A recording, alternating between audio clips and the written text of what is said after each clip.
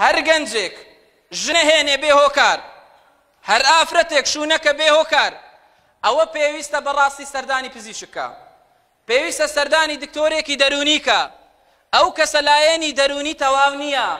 سروشتە پاکەکەی تێک چووە، ئەگەر هەر چا نەبێ بەڕاستی ئەو کەسە پێویستە ڕوقیەکی لەسەر بخوێندرێ بزانەوە جن دەستی لێوەشاندووە چییە. جا گەنجی وا هەیە کاکە هەموو هەلو مەرجەکانی زەواجی بۆ ڕەخساوە، ژن ناهێنێ بێهۆکار، دەڵێ بۆ ناهێنی، دەڵێ وەڵا حەزم پێی نییە. جات خوا و قسەی ڕاستە، کەسێ حەزی بە زەواج نەبێ، کاکە بابی بەشەریەت ئادەم لەو شوێنە خۆشەوێ بوو، دڵی ئارام نەبوو، سوکنای نەگر تا رب العالمین حەوای بۆ دروست کرد. پێغەمبەر صلی الله عليه وسلم پێغەمبەرەکەت عليه الصلاة والسلام فەرموویەتی، ئیمامی نەسائی ئیمامی ئەحمەد لە ئەنەسی کوڕی مالیکەوە هێنن، ئیبن الملقینیشە فەرمی ئیسنادەکەی صحیحە، رسول الله فەرمی صلی الله عليه وسلم حبب إلي من الدنيا، دەڵێ پێغەمبەر فەرمی صلی الله عليه وسلم لە دنیایە ئەو چەند شتم لا زۆر خۆشەویستە، النساء والطيب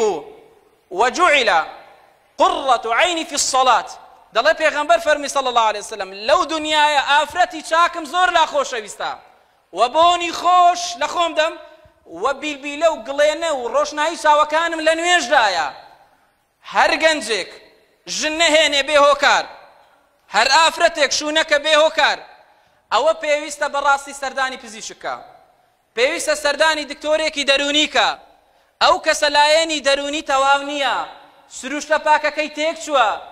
ئەگەر هەر چا نەبێ بەڕاستی ئەو کەسە پێویستە ڕوقیەکی لەسەر بخوێندرێ بزانەوە جن دەستی لێوەشاندووە چییە.